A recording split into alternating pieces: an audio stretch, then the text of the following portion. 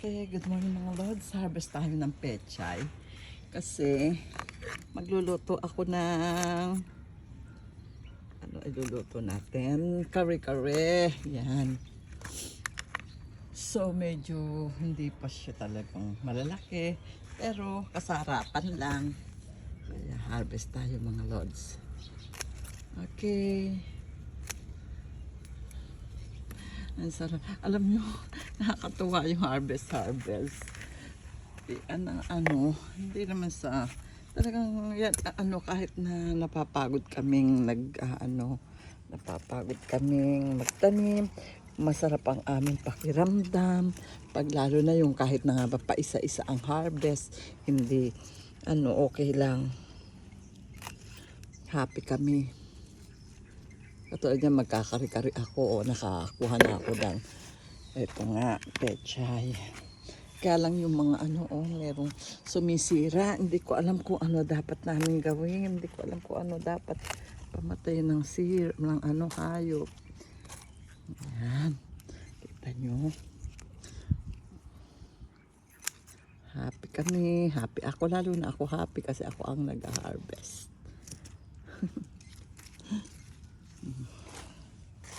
So, kailangan natin ng medyo maraming haharvestin. Dahil ang ating iluluto ay kare-kare.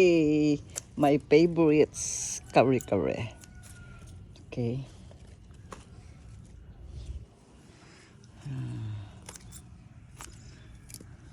Balikan natin yun. Okay.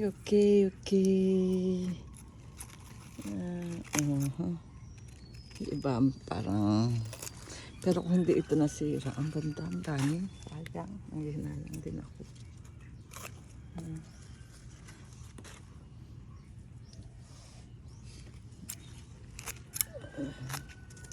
Tingnan natin to. May naninirang uod eh. Okay, yan. So, kaya? Dagdagan pa natin ng konti. I'm happy. I'm enjoying to harvest pechay.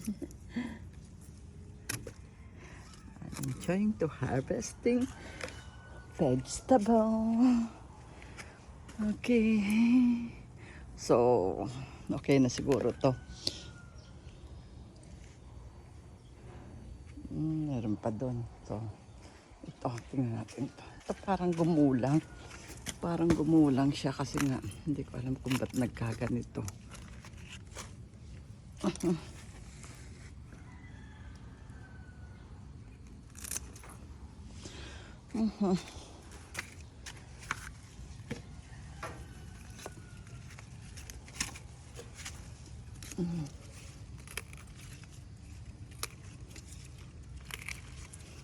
Yan. Okay na itong na-harvest natin. Siguro, tama na to. Okay. Kamusta kaya ito?